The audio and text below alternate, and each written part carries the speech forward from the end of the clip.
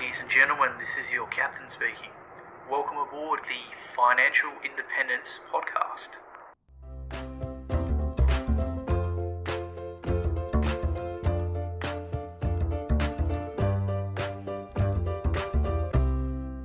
G'day, and welcome to another episode of Captain Fi, the Financial Independence Podcast, where I open the cockpit to some of the best and brightest in personal finance, as well as those who have reached or are on their way to financial independence. Before we get started, remember, nothing said here is financial advice, and you should always do your own independent research before making any financial choices.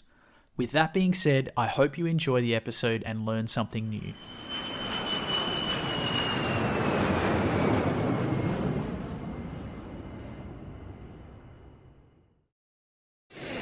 This podcast is brought to you by the best portfolio tracking tool for Aussie investors. ShareSite makes it incredibly simple to track your portfolio with automatic updates of share purchases and dividends, easy-to-read graphs, and comprehensive tax and performance reporting, all wrapped up in an easy-to-use cloud-based system. For users with fewer than 10 holdings, it is completely free, and I even used the free version for years. Head over to captainfi.com/sharesite-review to see if ShareSite is for you. Captain Fi listeners can score themselves 4 months of ShareSite Premium for free by using the bonus sign-up code in the article. If you do ever decide to hold more than 10 stocks, be sure to use this code to get your first 4 months for free. Even if you do only plan to use the free version, using the code means if you ever do upgrade, you'll still get your 4 months for free. Ditch the Excel spreadsheet and complete your tax with a click of a button by signing up today. That's captainfi.com/sharesite-review for your 4 free months. On board today is Matt Raad from the eBusiness Institute, picking up from the last interview, which was way back in 2020, episode 11 of the Captain Fi podcast, to discuss changes to the online real estate landscape, discuss Matt and Liz's business philosophies, and cover some of the awesome frequently asked questions about websites and online businesses that popped up in the recent webinar. So for those who haven't listened to it, I highly recommend going back and having a listen to episode 11, which was Digital Entrepreneurs, Matt and Liz Raad, as well as episode 23, which was Entrepreneurship with Liz Raad, for some more context. For those tuning in fresh, Matt and Liz were biologists who completely changed their lives after buying a bricks and mortar business and getting a bit of a rude shock when the business was a lot more challenging than expected and perhaps sold with some overly optimistic bookkeeping. But they knuckled down and made it work. Eventually, they sold this first business and they end up buying another, in the process developing their due diligence skills. This ultimately led them into a career in corporate mergers and acquisitions. So Matt and Liz worked in M&A for some really interesting projects, including increasingly more and more online businesses, websites. These websites made money for their owners, investors, and shareholders in many different ways, such as by selling online products, memberships, hosting paid directories, display advertising, and even affiliate marketing. After seeing these possibilities, and literally the billions of dollars being thrown around in the online industry, Matt and Liz began building, launching, and buying many successful online businesses.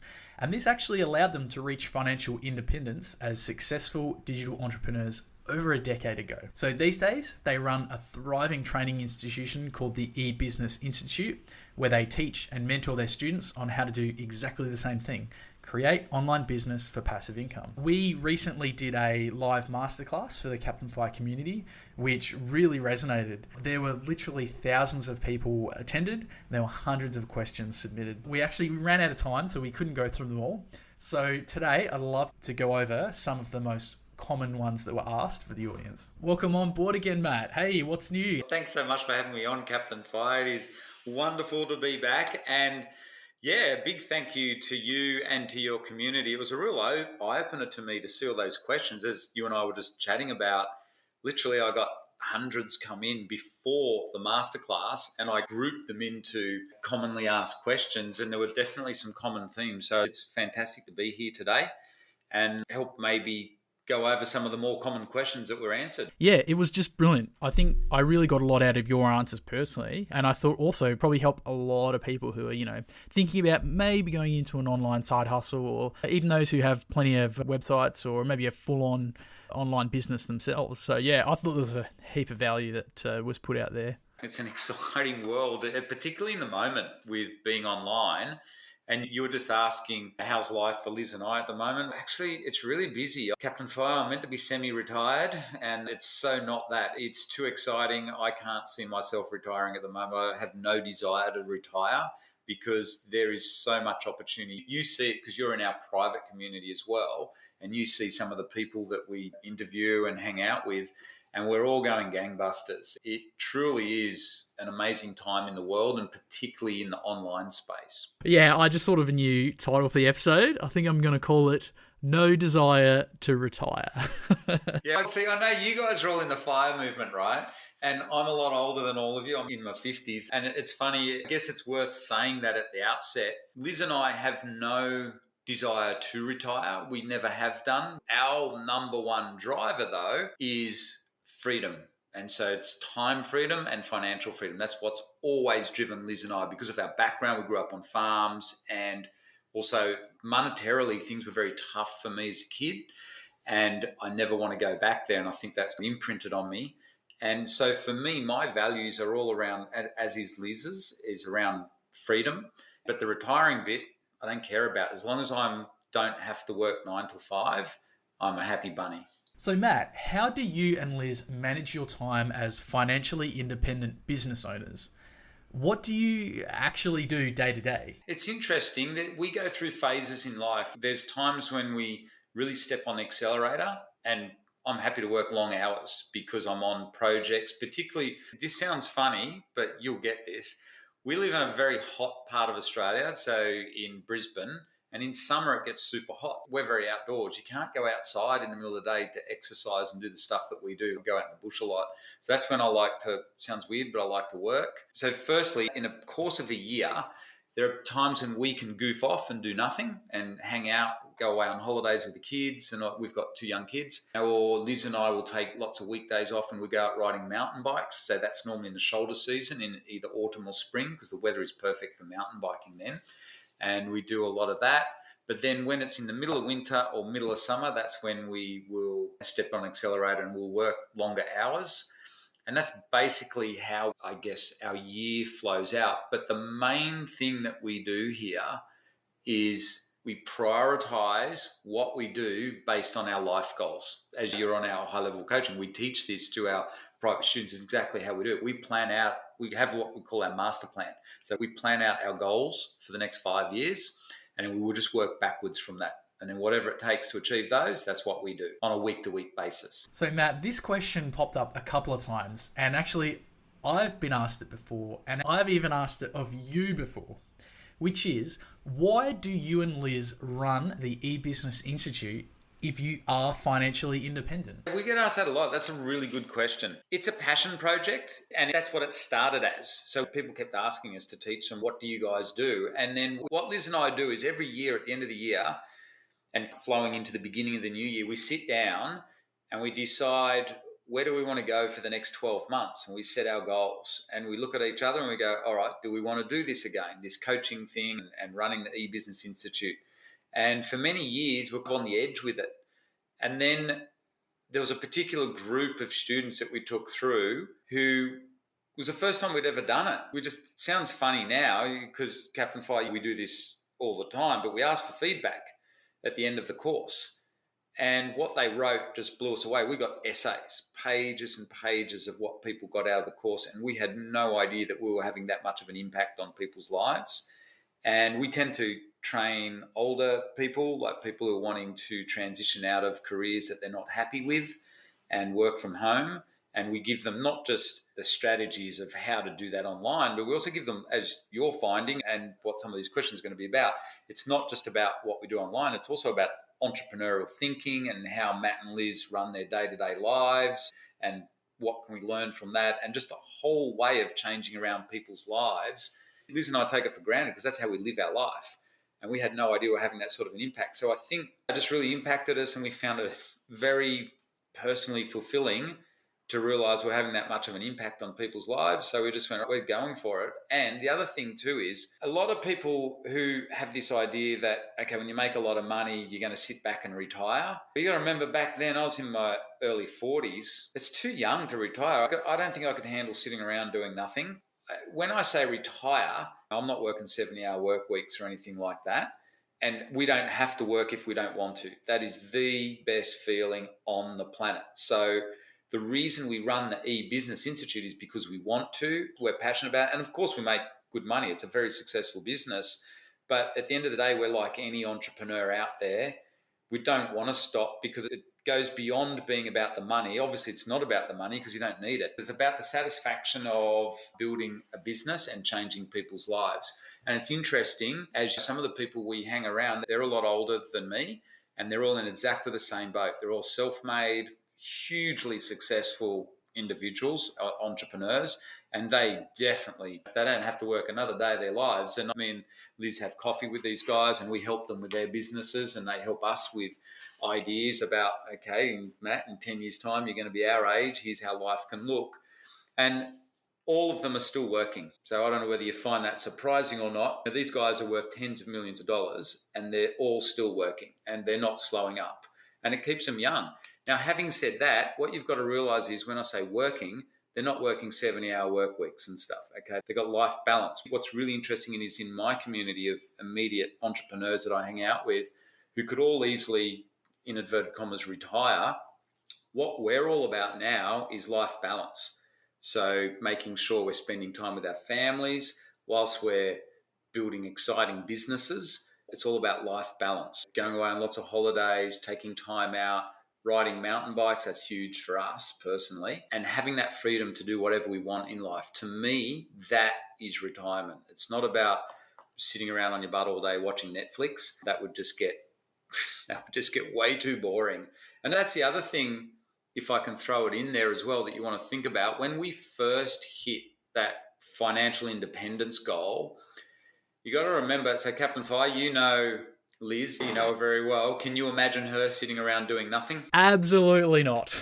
There's zero chance. So I was the one back then that was thinking vaguely, it'd be pretty cool to not have to do anything every single day. But like Liz said to me, you've got to remember, we started, when we hit financial independence, it was through websites, and they're passive. Or when I say passive, they're not, it's not like you do nothing, but they're very semi-passive. You definitely don't work 9 to 5.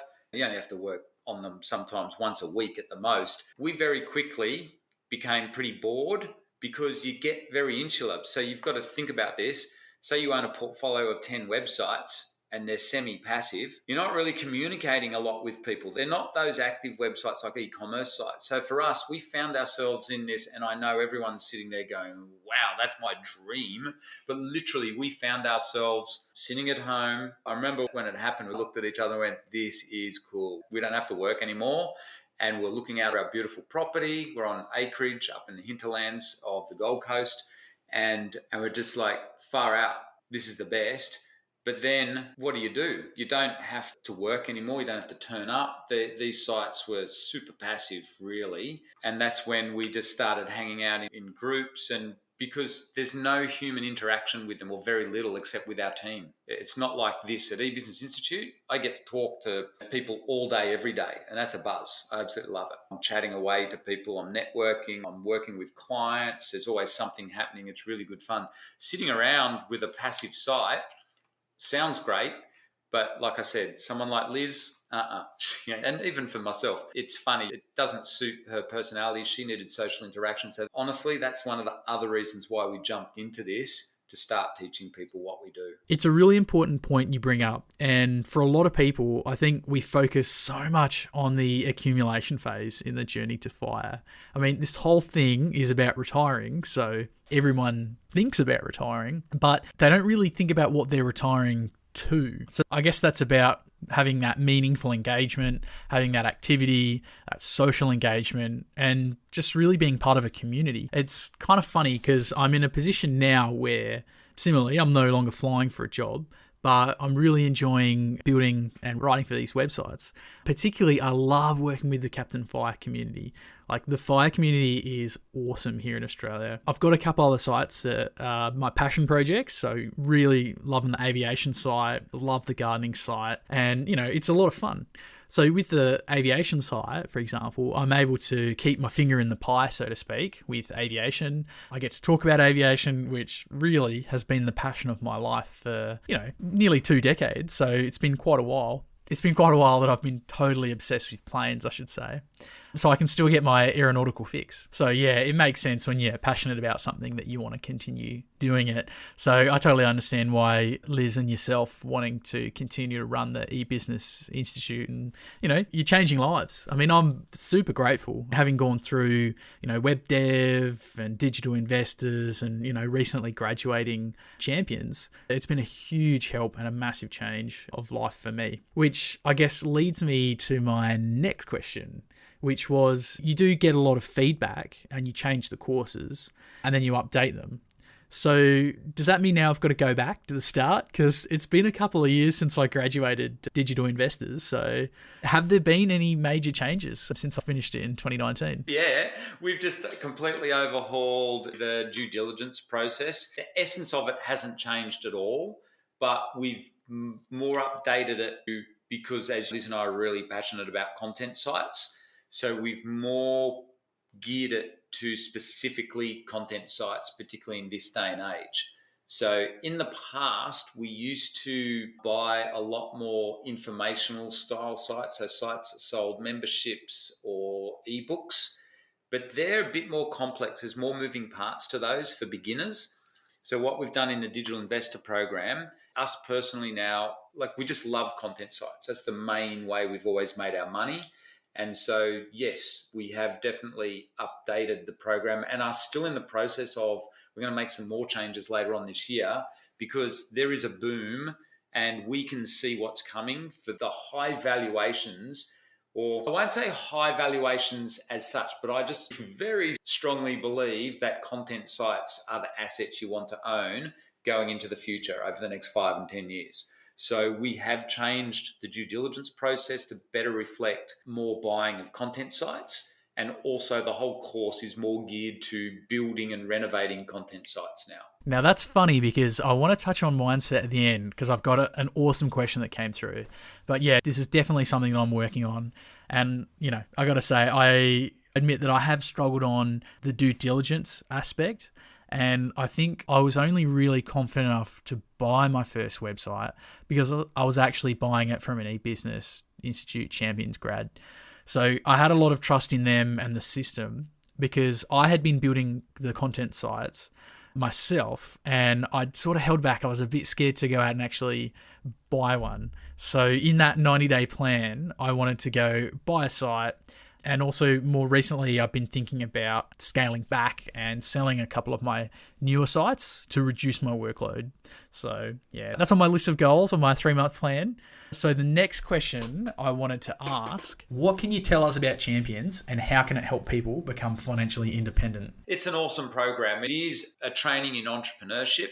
And what we do is we deep dive into our strategies. So it's more for people that want the personal coaching and the regular consistency. So if you're ready to step up and you're serious about this and you want to commit to it for a year, then you do Champions, in my opinion, because basically you're getting personal mentoring every single week. It's me who runs the webinars, or Liz, and we do coaching calls, but we've also got awesome graduates of ours who and they're star coaches at this. They're all doing this. But what we do is in the Champions, in great detail, we do go into our 3 main strategies, which is buying websites, building your own, which is a huge thing now. And also, if you need quick cash flow and you want to quit your job quickly, we teach the strategy of how to build websites for local businesses. And we go into a lot of detail onto that because there's a lot of skills there that you get out of that you can use to build your portfolio. Now, the overriding goal ultimately is to earn a full-time income off your website portfolio so you can quit your job and work from home, because that's exactly what Liz and I do. We've always worked from home, and we know the majority of our clients, that's what they want as well. See, Digital Investor Program is a self-directed study at home. It's set up like a part-time diploma. The Champions is the next level where it's just, okay, you're ready to do this. You really want to quit your job. You're committed to it for a year and you want to learn the ins and outs and absolutely everything about it. So then that's basically what Champions is about. And in Champions, of course, too, we go into a lot more around the mindset of success, not just buying and selling websites, but just what it takes to be a successful entrepreneur and particularly to hit your life goals. Yeah, I found it a lot more challenging. Definitely the personal accountability aspect. Like, if I'm not there that week, I get a "where were you" call or like an email. So it was really helpful to be chased up. And even like if I hadn't completed that assignment, it's good because you do have that accountability, I guess, both from yourself and Liz and the other instructors, but also from your peers on the course. I mean, I'm no stranger to, distance learning, and I'd done my master's degree online before doing Champions, and it did kind of feel like that kind of tempo and workload. Maybe not quite as high of a workload in terms of deliverables with assignments, but certainly for the challenges like the website build challenge, etc. It wasn't all just about, say, the technical skills, but also, the networking, some of the personal development, those structured interactions. We did play a lot of those fun games and I walked away with a lot of lessons from them. But I personally gained a lot from, say, this is how we do the SEO. Like, this is how we apply the SEO to the website. This is how we, upload an image. This is how we ensure it's a correct file size. This is the file format. This is how we do the alt image, this is how we write the meta, all those kind of technical aspects. They're really useful, but I think for me it was that kind of higher level, taking a step back, learning how to run the business, learning how to outsource more of those at the coalface or frontline sort of tasks, so that we're kind of doing more the strategic rather than the tactical decisions. But yeah, overall, it's been brilliant. So I'm really glad you said that, because that means now I can tell other people what you've just said. It's about keeping you on the path, and it's also about the community as well. As we are very selective about who we let on. It's a limited intake. We only take one intake a year for it. And so as a result, Liz and I can choose who we want on there. And I think you'll agree, we always build an amazing community out of it. And you've met a lot of our graduates now too, haven't you? Yeah, I was actually guarded myself. I must admit, I did have a bit of a closed mindset at the start. I think that's been a part of my own personal sort of business journey. Yeah, I was pretty insular at the start. I was a bit skeptical. I didn't really want to show my face, and I was a bit worried about networking and that kind of stuff. I didn't want to reach out and properly socialize with a lot of the other students. But yeah, I feel like I've definitely come out of my shell a bit, towards the end there. Like, I've made a few really good friends out of the program. And it's been helpful because I guess I've transitioned from a sort of really highly regulated, really highly scrutinized, highly technical shift work career, which was pretty stressful, to now, and I've kind of stepped away from it and I'm just looking after mum and running my websites. Initially, I felt like I was just kind of floating a bit and I didn't really have direction. So doing the Champions program was actually quite good because it gave me some good structure for my life. Twice a week we have these webinars, plus we have these tasks to go through, accountability, a website, reno calls. It is good. So I guess switching from that kind of PAYG job into a community of like online entrepreneurs and website builders, it's been awesome. Great to have the sounding board. When I get stuck, I can just SMS someone or I just hit up someone in the Facebook group or email. It's certainly made my life a lot easier in the online space. That brings up a really good point, Captain Fi, and thanks for that feedback. What I think that Champions program does really well, and you've just made me realise this, is it helps people transition from full-time work to earning income online, which, as you now know, is a very unusual business model because it's disconnected from time. You don't do 1 unit of work equals 1 unit of output or 1 unit of result. It's done once, done forever type thing. You can get massive leverage. And I think there's a lot to it. And so transitioning from like what you just described, a very structured PAYG job and everything, to be an entrepreneur, for a lot of people we've observed over the years, they find it quite challenging. Whereas Liz and I are very natural at it. We live and breathe it. So do our kids. Our son's been trading stuff for many years. And for us, we take it for granted. So I think that's one of the things I'm really proud about with the Champions, that it is a really good transition program and gets you thinking entrepreneurial. And that's why I said at the beginning when you asked me, what's it about? It is about entrepreneurial thinking. And it's cool to hear your feedback because, mate, you have done so well. You think how different your life is now with being on that program. Look at the success you're hitting with your sites and also with your mindset. Oh, yeah, it's been exponential. Like, I remember way back at the start, I was saying to myself, if I can figure out how to make at least a little bit of money off the websites, then, I can use that to pay for some actual training, rather arrogantly thinking I could figure it all out myself on YouTube and reading other people's blogs. But having done Digital Investors, implement all of the training and actually resulting in some growing business monthly revenues, I remember saying to myself, look, I'm starting to see money come in. Once I reach a certain amount, then I'll do Champions, then I'll invest in a bit more or training. It's sort of that bootstrap mentality. But honestly, after having been on Champions and graduated, it's sort of just been like achieving on totally different levels. We were chatting before about some of the revenues I brought in on one of my coaching calls. I had no idea this kind of stuff was possible. Like, to see a monthly business revenue in excess of what I had taken a whole year to earn in a PAYG job. So yeah, I'm bloody glad that I invested in myself and invested in my business and invested in my future, really. And it's provided financial independence just turbocharged. And that's what we want you to get out of Champions, what you've just experienced. It's brilliant. Oh, absolutely. Life-changing. And I do listen to your advice, and I know you've said I'm probably chomping off a bit more than I can manage at the moment with 20 sites. So what I'm going to do is, as you said, I'm just going to really focus on the top performers. So I still do want to be creating new sites and reinvesting revenues into those new sites to build diversification within the portfolio.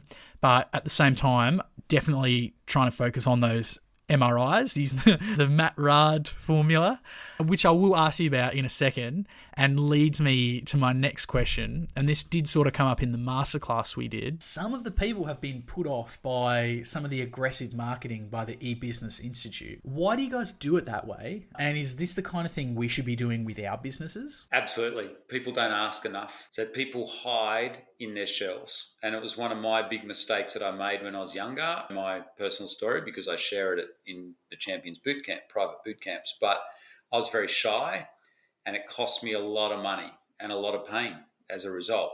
And one of the things I've had to train myself very clearly is to speak up for myself and change completely who I am in terms of asking what I want and what I'm worth. And it's the number one thing we teach. And we teach a lot of women. And because my other half is a woman, Liz, and she's also the co-founder of eBusiness Institute, is something we're really passionate about. Women don't ask what they're worth.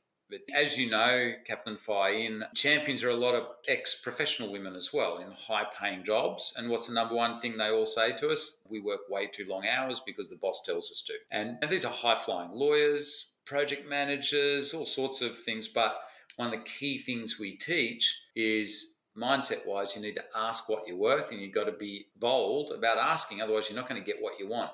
And I know it is kind of a very American thing. And that's where I have been heavily influenced over the years, many years ago. So we used to listen to the greats like Zig Ziglar and Tommy Hopkins and Brian Tracy, but also people like Arnold Schwarzenegger have influenced me a lot. And reading those things, you realize, if you want something in life, you got to go for it and get it. And that then flows down into everything we do in business. Now, particularly when you're online, when I said earlier, we own passive websites, right, where we don't speak to anyone. Okay, they're just sitting there. These are our portfolio sites. But on those, if you went onto them, the thing we learned very quickly was you have to ask for the sale or the call to action, the CTA, call to action. It's really important. One of the things we teach in our course, and we teach it in all our courses, is you should be asking 3 times on a standard sales page, a call to action. And people are shocked at that. And it's really cute. When I personally coach people, yourself included, Captain Fire, what's the number one thing I pull everyone up on when we first start coaching you? Selling. Hey, on your page, you're not selling enough. The CTAs. You above the fold. Yeah, above the fold. You're hiding what you want me to do. Why? And even Google themselves outright tell us in their Google Webmaster Guidelines, please make sure you are asking for an action. Don't hide it. Don't be cute. Don't be shy. If you are selling something on a web page, guess what? You better put it there. When we build local business sites, it's the number thing we say, put the phone number 3 times down the page, at least 3 times, because people's attention spans are short. So this lesson flows through in everything we do. And unashamedly, to Australians, we can look aggressive on our marketing, but it's interesting. We do obviously monitor absolutely everything we do, and we definitely monitor all our emails that go in and out. We have to. And we can see if people are unsubscribing, we just throttle things back. And we don't get a lot of unsubscribes, which is quite interesting. And I think also, I will make one other comment. Here's a lesson for everyone as well who thought that, in answer to your question, here's another thing to think about. You got to remember, this is a technical game. So unfortunately, what we noticed was it was an unfortunate technical glitch too with that live masterclass. Here's a technical lesson for you all. We have a saying in our business here, IT happens, it happens, and it rhymes with another word. But anyway, this is one of those instances where, Captain Fire, when you told me, you've had a few complaints, and you sent me a couple of screenshots. We looked at the names and we tracked back the people that were making comments about it, and we could see what had happened. It was a technical thing in that on the same day that they signed up for the live masterclass, around then they actually signed up for our recorded masterclass. So they went into 2 email funnels.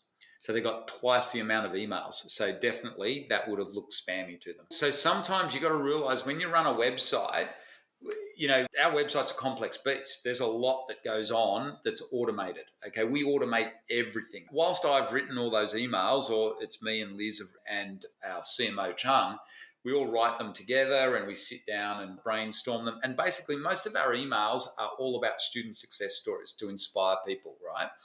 So we write them all, but we're not individually sending them out every day. They're, of course, programmed into a CRM machine.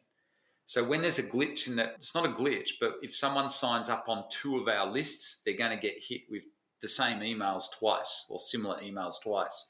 And that's just one of those IT happens moments as well. So there is that going on as well. So the takeaway that I'm getting from that is, if we're in the business of selling a product or a service or an advertisement, don't be cute, don't hide it. Just back yourself, be confident, and be confident about the sale to make your business successful. Yeah, absolutely. And it's really interesting, and I can share this. I've got 10 years coaching experience of individuals. So we coach high performers like yourself. And even someone, what's the number one thing that I've had to work, I hope you don't mind me saying this publicly, Captain Five. Honestly, the number one thing I've had to help you with is, and I think you just vaguely alluded to it in the previous questions, is you had to come out of your shell a bit. You know how you were insular because of your training and everything. You have to be understandably very cautious about what you do. You think the conversations you and I have had on private coaching courses, I'm gently teaching you to come out. So remember, before you even came on Champions, remember what I said to you about your website? I said, you're sitting on a 7-figure business there straight away, I can tell. But you're just going to need mindset to make it work. And yeah, I know. I didn't fully believe that. I think at the start, it's been a bit of a learning process and accepting and knowing that value. Yeah. See, knowing the value. And that's a huge thing. Liz is really passionate about this because we see it, unfortunately, with a lot of women, that don't ask their value.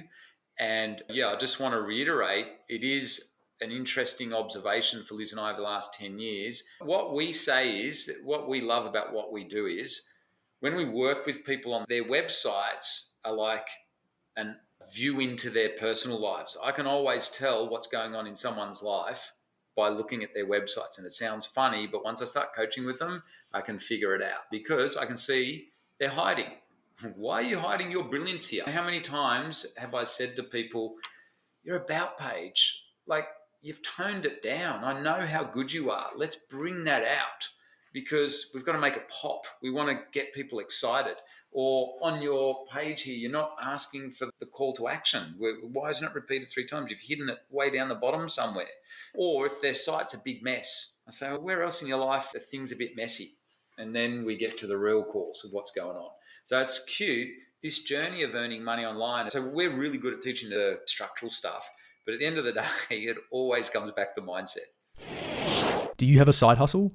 My side hustle is websites, a form of digital real estate. If you want to learn more about this lucrative side hustle, check out my review of the eBusiness Institute and their online self-paced courses. They cover everything from total beginners right through to advanced web design and how to buy, renovate, and sell websites for profit.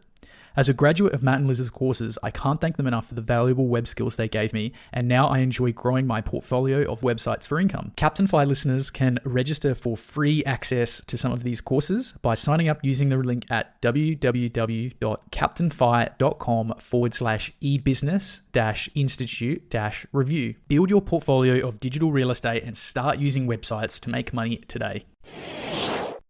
So much about business ownership is about just strategic decision making and organizational mindset. So yeah, it's actually really cool hearing you say it and put it that way, because I must say a few of my sites are probably a bit messy at the start. So it's good to be able to tidy up the structure and make them a bit more clear.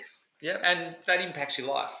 It's a cute metaphor for what's going on in your life. Because at first, I'll tell you now, figuring out this game of financial freedom is hard, because the way we're programmed is, particularly if you've come from a poor family like I have, or middle class, you're programmed to work your butt out to earn X amount of dollars.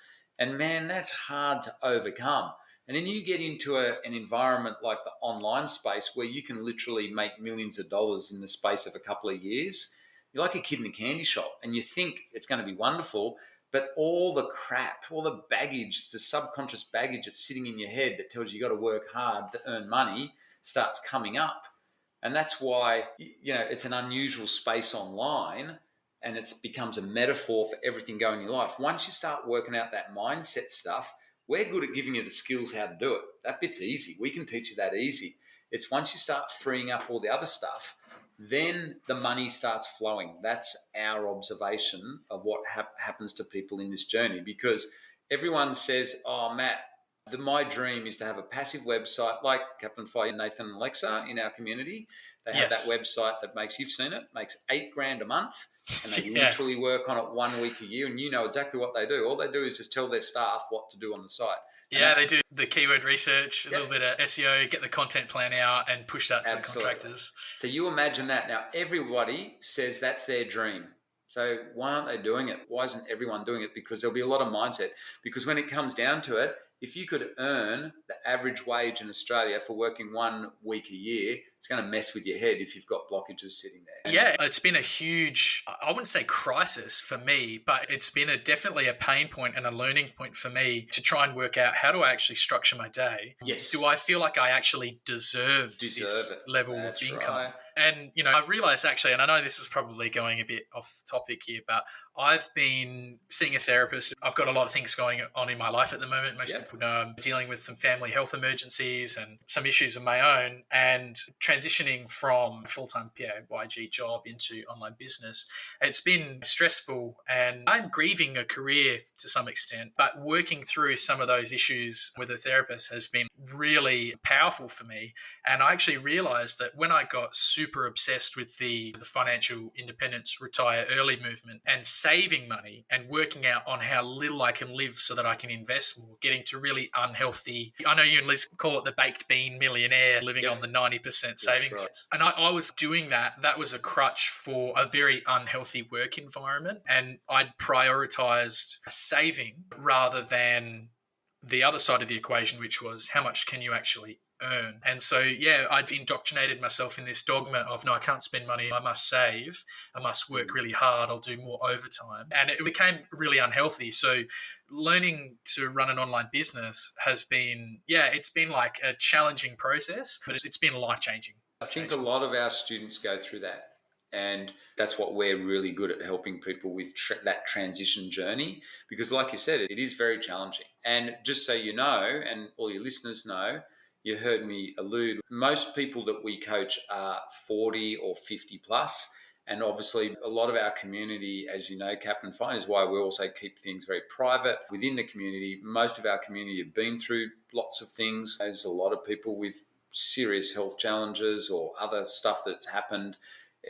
By that age, people have been around the block a few times and there's a lot going on. And then to layer exactly what you just said, and thank you for sharing that publicly, I think you'll find, Captain Fi, there's a lot more people like yourself than you realise. It's one of the things Liz and I have noticed over the years. And you layer that on, is trying to learn this whole new skill of, hey, I'm going to get out of my secure, safe daytime job where I earn a really good income, and I'm going to go into the total unknown, something I've never done before. And then there's this mindset shift where it's not about how hard you work. It's like just trying to learn how to do it. And once you get it right, you don't actually have to turn up to work to make money off it. Man, that's an unusual transition period in your life. And it's hats off to you. That's exactly what you're going through now. And all your community are hearing the reality of it. This is really cool. You're the perfect example of one of our super successful students who've just, you've worked through it. Oh, appreciate it, Matt. I was going to keep this question to the last, but I think we've really nailed it here. And I just want to say that has hands down been probably one of the biggest things I've taken away from my training with you and Liz is just that mindset and switching from a pretty extreme shift work career, sometimes months away, to now running an online business and dozens of staff. It has been challenging, but I guess my biggest takeaways were adopting an abundance mindset, knowing my self-worth and my value, and also not trying to control everything and not trying to micromanage everything. And so that was a big part of my personality in my career was, as a pilot, you need to be a high situation awareness and high level of control over the aircraft and the flight state, and not only the aircraft, but where it fits into the bigger picture in terms of situational awareness. And that can be quite anxiety inducing on the long term. And so being able to let go, and I know it sounds so silly, but checking Google Analytics used to be one of my crutches. And now I've said to myself, I'm aiming for once a month, but I know I do check it at least once a week. So baby steps, but I'm trying just to not control things, empower the contractors and staff to do their job and focus more on that higher strategic level entrepreneurship. And those are my main takeaways. And yeah, I love hearing your take on mindset. I've loved hearing about yours and Liz and how it's evolved during your time in business. And it's awesome to see how you help students with mindset troubles. Yeah, thank you. Something we enjoy greatly. And look, I know we've already been talking for a while here, plus we were chatting for a good half hour before we start. I know you're a busy man, and obviously you're doing this recording because it's your passion project and you love it. But I don't want to take too much of your time up. So I just love to finish with, there were 6 of the most popular questions that came up out of those hundreds of questions. There were 6 really popular ones. I don't know, maybe we could just run through them in a bit of a rapid fire. I'll answer them quickly. Yeah, rapid fire. Yeah. All right, let's do it. Okay, so recently we had I think it was our quarterly or our biannually Google core algorithm updates. Yep. A lot of people were whinging that they'd had some of their websites smashed and some of their monetization had dropped. Other people were cheering because they saw some huge boosts into their websites. Me personally, I didn't see any smashes. I actually got the boosts, so I'm pretty happy with that. Same here. So what should we be doing? Are there any reactions we need to make? Are there any changes we need to be doing? It's par for the course.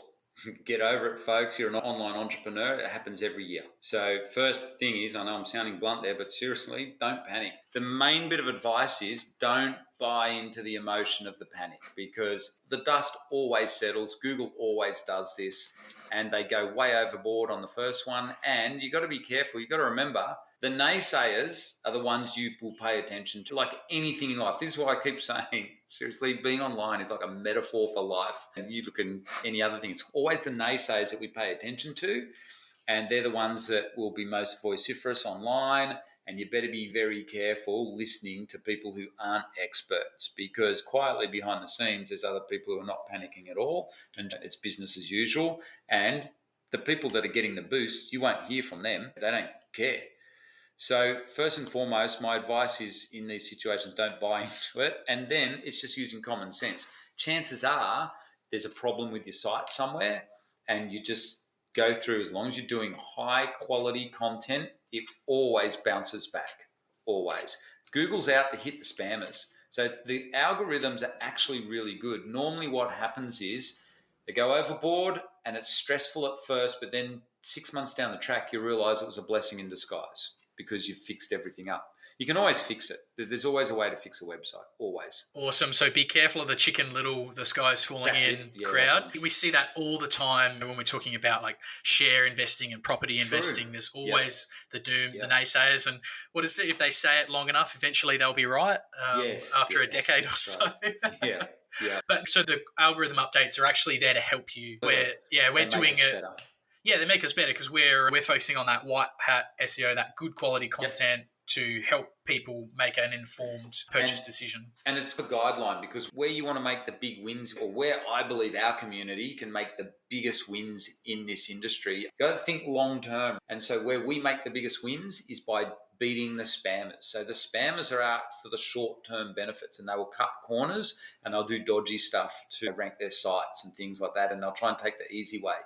If we just do things right, build quality sites long term, you are sitting on way more valuable assets. You got to think these are like real estate. These websites, once they start working for you, they are literally like owning blocks of real estate. It's just that it's virtual. So it's worth getting it right. And long term, the dollars compound like you would not believe. So a little bit of a blip for 6 months, 1 year is a non-event as long as you are consistent and building good assets. Okay, so this next question, I may have snuck this one in. It was asked a couple of times though. Matt, what is the sweet spot when running a website side hustle or business? How many websites should we run? How much effort should we put into them? And how often should we be posting? It's too big a question to ask because it depends on your goals. What are your goals? Do you want to do this full time? Do you want to be working from home full time on this, or is it as a side hustle? My understanding, I think most people are talking about this as a side hustle. So I'm guessing most of these people are working their 9 to 5 and they're doing this in the background to try and build an income. Yep. So I would suggest for that, actually, and it's the same for even if you're full time, the sweet spot, honestly, these days is 10 websites. And when you start out, though, you need to phase it. You don't start with 10 websites. You start out small and build up your skills. So in terms of time, studies have shown when you're learning something, the first time you learn it, it takes 7 times as long to learn stuff. So the first part of your journey is dedicating yourself to learning it. That's why we set up our courses as we do. So the first part of your journey is learning the skill. And then when you're ready to move into how many websites should you do, once you've got the skills. So in the old days, it used to be, 20 to 50 to we're in the hundreds. But I would never do that again. That was dumb. It's too much headspace. And because even those sites are passive, you still got to do some work on them. You've got to keep an eye on them and everything, as you're finding. And as you found, Captain Fi, even in your position, 20 is too many. I think the sweet spot is 10. And then you can work on them. How many hours should you work on them? Depends how much you want to grow them. So you've got 2 options. You can either let them sit passively, or you can turn them into compounding machines. Like Warren Buffett says, a compounding business is like the ultimate thing to own on the planet. And that's what I love about websites. If you want to step on Accelerator and do a bit of work on them, if you want to work a couple of hours a week on each of your sites, that's gold.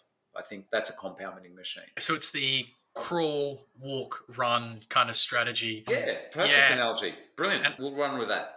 Yeah, when I was doing DI and I went from 2 sites to 5, on those 3 new ones, I pumped out so much crap content just because I didn't realize, I didn't know what I didn't know. And so I spent a lot of time going back. And I think there was like 40 articles on each site I had to like completely redo. And I'd like paid to have it done. And I just didn't know little things with the SEO and like headers and alt images, meta and actual proper keyword research. That's why you want to learn on one site first and just, like you said, and then crawl, walk, and then run.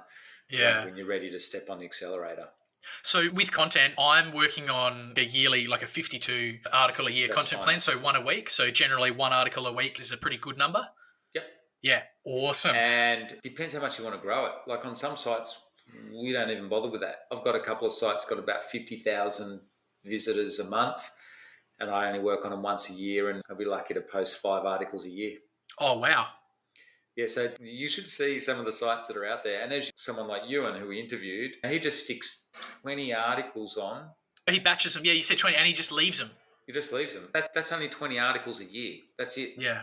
And then the ones that work, yes, then you loop back and then you start working on them. So what I love about this model is there's so many ways you can do it. So don't get locked into thinking. You need to be very careful here of suggesting that you need to do one article a week, because that's not my experience across our entire community. Some of our students would be lucky to do one article a month, myself included. All things being equal, though, if you want to compound the results and grow these things quicker, then yes, you put in more content and you outsource that. You don't write this stuff yourself. See, what you got to do too is be smart. There's a lot to this. Depends on the sites that you're building as well and the niches you're in. If you're going into kind of micro niches where there's not a lot of competition, 20 articles is heaps for the website. As you're seeing with Ewan, who has a multi-million-dollar website portfolio, he only has 20 articles on the sites. Yeah, and I forget her name, but there was a lady with the massage chair site. I think she only had 15 or 20 articles and making a couple of $1,000s a month on massage chair affiliates. Like, I was blown away. I was like, I thought you're going to have to be pumping out content. You can definitely overcook it too. You've got to be careful. You can definitely overcook it. So this is why you need to learn first and see what works. All right, so we know that you've said it multiple times before, we should all be building new websites, and all of the big players in the community, they're all building new niche websites. But also, to see some quicker results and cash flow, buying websites is also a valid strategy. And so you've mentioned that we should really be looking at doing both. And I personally am trying to get out of my shell and look at buying some more websites. Good. And this comes up all the time, is what is the sweet spot? How much should I be spending on a website? And I'll just prefix that with your starter site, which you're buying to mess around with, break, crash, refix. That's a starter site. We're now talking about, now we've got some skills, we want to make some money. What size website do we want to look at in terms of sort of traffic, articles, monetization, and therefore cost? How much should we look at paying for one of these sites? Okay, so the sweet spot, in my opinion, again, it depends on your long-term strategy here.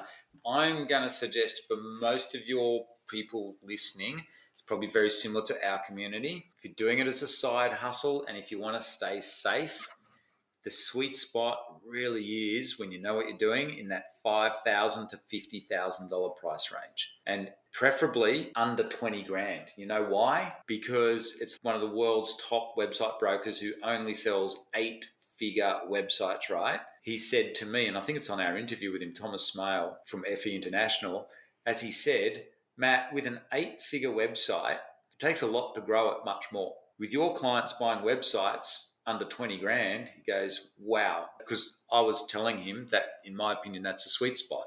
And he just reaffirmed that. It was really interesting. He said the same. If you can get a 20 grand website and you know what you're doing, the upside is phenomenal. It's absolutely through the roof. And I think you would have noticed, Captain Fire, some of the people that we've interviewed have all said the same kind of thing. Their biggest challenge is when they're spending millions of dollars on buying these websites, they've realized it takes a lot of work to double them. Whereas our students are doubling and tripling little tiny sites because there's just so much upside. There always is. So this is the cool thing, where the little guys can get in and buy relatively small websites in that $5,000 to $50,000 range. And as you heard, ideally under 20 grand. And then we build them up over a few years and sell them out for mega bucks to the big buyers. And because they're not allowed to buy small sites, they won't do it because they're just too small. But that's the sweet spot, in my opinion. Yeah, it always blows my mind when we talk about Albors. Is it Car Expert, which got sold out from scratch? Phenomenal. He built that absolutely from scratch, and it's now worth, 25 mil, and the first one he sold for 60 mil. But answering your question, you're saying, what's the sweet spot? I'm giving a really big inside tip there. Because it's easy to jump onto any of these brokers and see these amazing sites that make $5 grand a month and stuff, but you're looking at more than 100 grand to buy those. Now, you got to stop and think about it, particularly if the world economy changes. There's not a lot of ma and pa buyers out there that want to spend 100K, but there's always a marketplace for a $20,000 website. And yes. You know what you're doing.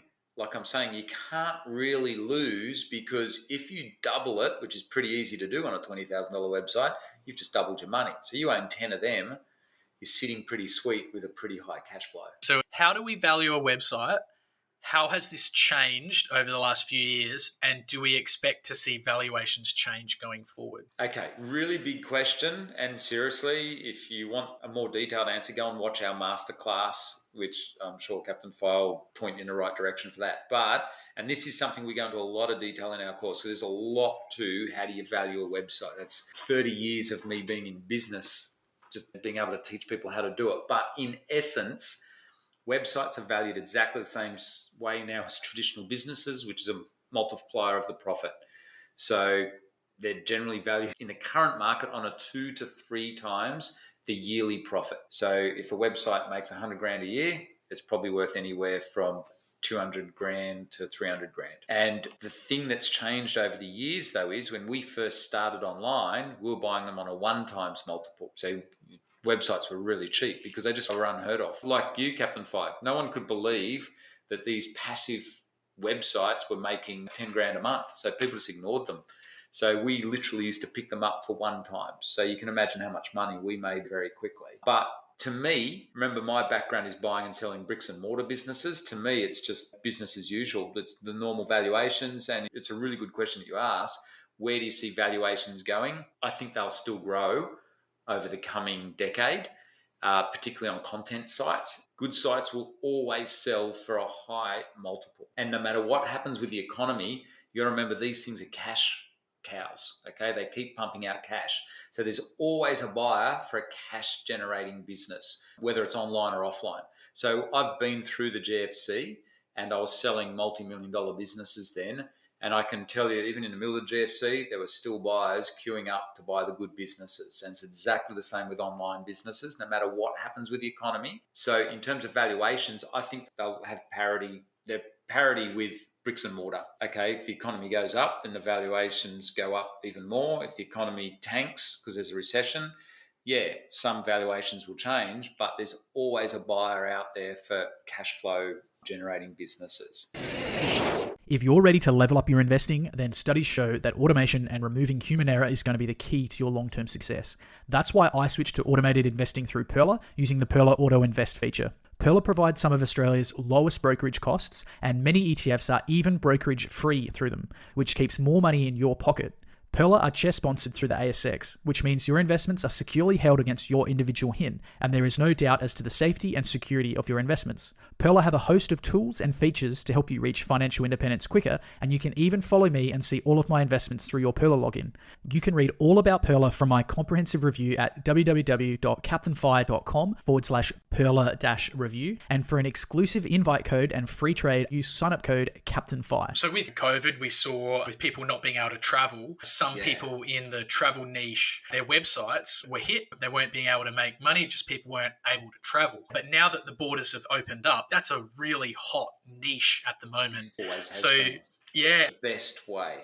You'd been telling everyone, get into it now while there's less competition and you're setting yourself up. And so those people on the program that did the travel websites, they're laughing now. But so this is like the most common question I get asked, and I think was asked in the masterclass. What are some hot niches for websites right now? So what's the inside goss, Matt? Where are you interested? Well, it's interesting. Liz is building 3 big websites right now, and she got the ideas, Captain Fi, at one of our boot camps and also at our 3-day workshop. She heard me speaking. It's really funny. She heard me speaking, she's listening, and then she started researching, doing exactly what I was saying to do. And she's got this whole list of ideas, and she's just looked for trending topics, and she's found, so we use Google Trends, free tool. Go and check it out, and you just throw it in. Don't overthink the numbers. All you're doing is looking at the shape of the graph. And here's a really interesting one, though, in terms of hot niches. And it's been evergreen, and it's where we made money many years ago, and it's come back, and that is pets. Any aspect of pets. And what you want to do is go niche within it, because pets is too broad. So one of the niches we've been suggesting for many years, but now it's super popular, is pet health. And you can even go down really verticals, like get really granular with it. I know that's a tossy sounding term. You could go down to pet anxiety. or CBD oil for Yes, pets. yes. I was just going to say, Huge. I saw the pet CBD stuff came up because Yep. I've got a website in the pet niche, and that's been a huge one. So I think there's about 12 articles I've got in Good. the content plan about Yep. the use of CBD oil for cats and for dogs, Yep. horses, that kind of thing. And one of the things we suggest you look around is what changes are happening in society out there. And so travel's coming back, but good luck getting into travel. It's starting to boom. That's going to be really lucrative again. You know what? In terms of the hot niches, my opinion is it's always the good old fashioned standard evergreen niches that we've always been talking about. They're just solid. So doing tech reviews, anything where people are looking up answers or wanting information. And there's a lot more people online now, particularly over the last 2 years. And so we speak to all the brokers and we always ask them, what are the hot niches? And it's always the same stuff: pets, sports, hobbies, tech, finance, or health related sites. But they're very competitive, but very lucrative. So if you're listening to this and you're a beginner, we've got a balanced strategy here. We've got to be smart about it. We don't want you getting online and getting despondent because you're not making any money because you've gone into a super competitive niche like anything to do with wealth or health. How to lose weight will make you mega bucks, but good luck trying to get into that as a beginner. You need to go really niche within it. So you do need to be smart around your strategy about picking, I guess we call it low-hanging fruit, just easy niches to go to, and some of them can be pretty obscure. Yeah. The guy I interviewed today, how's this? He started with, what's that new game that they use with the paddle boards in America? It's shuttlecock, but it's played in all the parks and everything. Oh, not frisbee golf. It's that, I think, but it's got Yeah. a paddle. Oh, You okay. know? No, I have no idea. It's a new thing, but 7-figure online business. Wow. 7 figures. And so there's all these weird, wonderful niches that are out there. So we see everything working because it depends on how you sub-niche it. I saw a successful website. It was a frisbee golf backpack review site. So it was all about, you put all your frisbees in this backpack. I've never actually played frisbee golf, but there is a frisbee golf course in Adelaide near where I live. But the other thing that I've been seeing, because I go down the markets quite a bit, and I've been seeing a lot of alcohol-free spirits. Yes, like that's alcohol-free beer. And I know somebody in the Champions community was talking about this. And I was like, oh, so that's actually my job for this afternoon is I'm going to go and look into alcohol-free spirits. Yeah, I saw that as well. And as you said, someone in the Champions community pointed out, there was actually here in Australia an affiliate program for alcohol-free spirits. The alcohol industry is always good. Depends on what you're comfortable with as well. But hot niches is a really good one. Honestly, I just jump on the Google and start looking around, and I use Google Trends. You'd start paying attention to anything to do with the environment now is particularly interesting. And crypto is a no-brainer. Again, that's competitive though now. Certain times in society, you'll see the gold niche go really well. Anything to do with health, losing weight, cooking, paleo, keto. They're really good niches, actually, paleo and keto. But even within those now, because it's so competitive and so lucrative, you do need to niche down a bit. And other niches are like anything to do with work from home, but also the classic is raising kids, getting pregnant naturally, or a lot of any natural type stuff. People are Googling it. Think of your own Google searches that you might have done in the last 10 days. What have you looked up for information? That's where you start looking around. And look at ads that you see on websites that consistently come up. Yeah, not even joking. So I've been looking into arthritis for older dogs. I was looking into heated beds, like electric blankets for dogs and heater pads. That's a good niche. And I'm getting so much targeted ads now for anything pet related. It's good. Great. So the internet's working. That's good. Yeah, it's doing its thing. Okay, so last question, and I know I've had you for ages here, Matt, so thank you so much for your patience. And I think I'm already going to know the answer to this one, but it was, when it comes to running an online business, what are some of the maximum return activities? Now, I know we use the Raad formula, which is loosely based on your name. Yeah, I know. You got to ask yourself, what are the chances I end up with that name? I wasn't born with that name, but Raad, maximum return activities. So every Monday when Liz and I have our planning meeting about what we're doing, we look at each other and go, what are your MRAs for the weekend?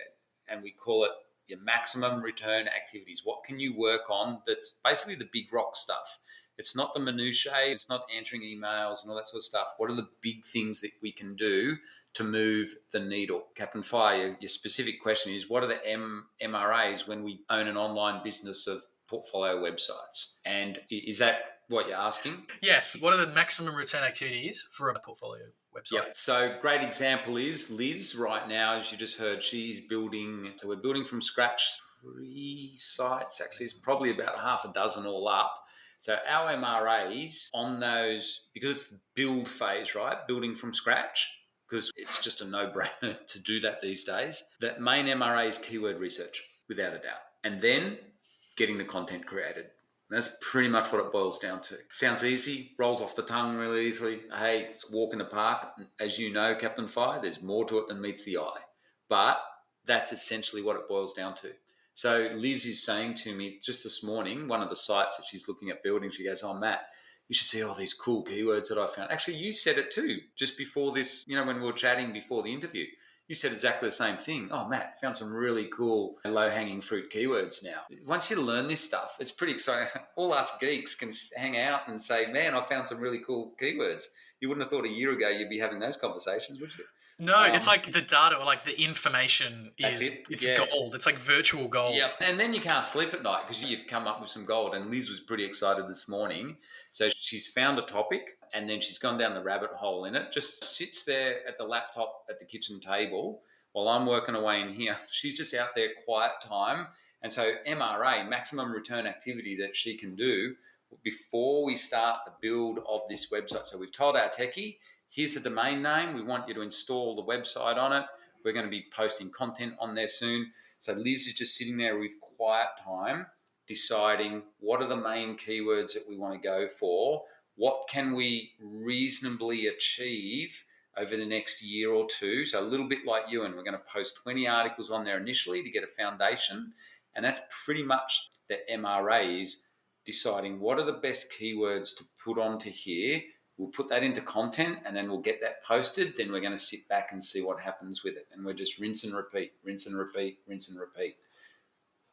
I love the song from DI. I'm not going to sing it because I've got a terrible voice, but she sings it all the time. Yeah. Keywords, content, and links. Yeah, that's it. It's not as hard as anyone thinks. Keywords, contents, and links. And then the MRA, actually, that's a really good point, Captain Fi. Keywords and content, see how I just focus on that because that's in the website build. The MRA, if you've bought a website, as you know, is to do an initial tidy up of the site, fix it up, and then it just boils down to exactly the same thing, keywords and contents. And then once the sites are established, it's that last bit. We work on links, just getting people to link to the site. Yeah, it's been exciting. Actually, that's been the focus of the last sessions in the Champions program, has been looking at internal links and external links. And I'm super excited for the guest posting. I'm going to have a red hot crack. You are going to love that, Captain Faye. You watch. Oh, I've got many sites. You don't even realise that, you've got many. So you don't even realise that you've got the skills now. You've got this. You've been with us now for a year. You're going to nail it. Honestly, it's been so cool to see the domain authority. And so for people that aren't familiar, the domain authority is one metric about a website's backlink profile. And it's been really cool to see my domain authority start out at 1. They all start out at 1. And to see them go out. And I think my highest one is pushing 30 now, which is really cool. Ooh. Yeah, so I mean, it's taken a few years, but... It's a logarithmic scale. So 30 on a site that you've built is really good. That's impressive. Yeah, so I feel like it's definitely had that lighthouse moment that you talk about. And now there you go. So Captain Fire, we have taught you. I'm using all the lingo. You've hit a domain authority of 30 on sites that you've built. That's impressive. Now, Matt, I'm not going to finish this interview up like I do with everyone else because I normally go, what would you tell your younger self? What's your favorite book?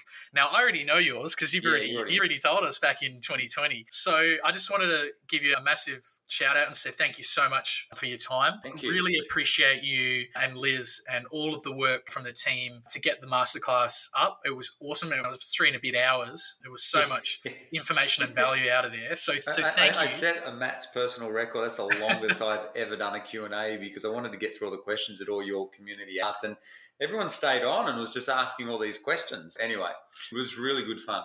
That was cool. I picked up a few new points, which is awesome. Lifelong learning. But also, thanks again for coming on the pod again today. It was great to hear from you, a bit of an update about how you and Liz are going. It was awesome to talk about the mindset aspect and just to talk about your business and your day-to-day life post financial independence. As always, I'll just put it out there. Is there anything else you want to have a chat about today before we finish up? I think if you've come this far in this interview, obviously you're interested in this. So start your learning, get on our masterclass. I'm going to ask for it here, call to action. But seriously, you owe it to yourself and your family to at least learn how this all works and how the strategy works. So start educating yourself on how you can do this as well. And my number one bit of advice, if you're interested in this sort of stuff, is build assets. You definitely want to be owning, and now again, I'm not giving financial advice, I'm just giving personal advice that what I've seen observing across our community, owning website assets is a hugely smart thing to do for the future. I definitely urge you to check it out because these things are always worth really good money. It's literally like money in the bank. And they're really good cash, and they don't even have to be that big. You can have a portfolio of little tiny websites that don't look that exciting, but it's funny how they compound over time. So I would definitely urge you to get out there and just even build websites for yourself. Just play with it. As you heard off Captain Fi, it's pretty good fun once you get into it. It's very addictive. It's really good fun. And they're like little tiny cash cows. So get out there and have fun with it. It is a lot of fun. I pinch myself. I can't wait to jump on the computer and get through the keyword research. It's become like a little obsession. So if people want to get in touch with Matt or Liz Raad, I've got some links in the show notes. You can just head over to their website, which is the ebusinessinstitute.com.au. They're both really active on YouTube. They post a lot of awesome interviews. As Matt's mentioned, they've got some really cool interviews with high-profile entrepreneurs. Ewan is one of them. Another one, Al Bors, who we briefly touched on with Cars Guide. He did a massive sellout to, I think it was Channel 9.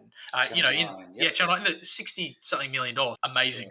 Yeah. He's a personal friend. He speaks at all our events. And I've seen him rock up in his Lamborghini. It's pretty impressive.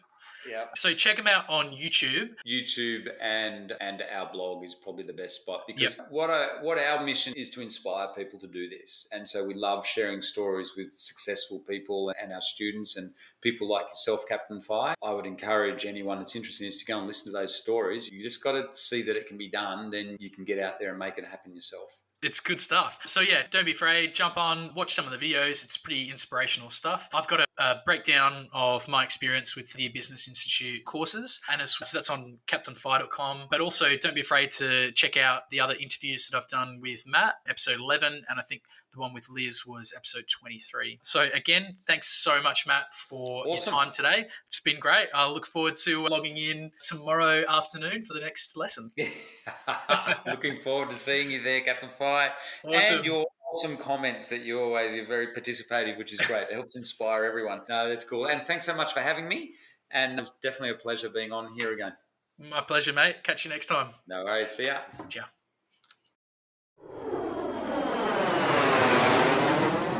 Thanks for listening to another episode of the Captain Fi Financial Independence Podcast. To read the transcripts or check out the show notes, head over to www.captainfi.com for all the details. If you have a question for the captain, make sure to get in touch. You might even make it on the airwaves. You can reach me online through the Captain Fi contact form or get in touch through the socials. I'm active on Facebook and Instagram, as well as a number of online finance and investing forums. And finally, remember, the information presented on the show and the links provided are for general information purposes only. They should not be taken as constituting professional financial advice. You should always do your own research when making any financial decisions and make sure it's appropriate for your personal circumstance.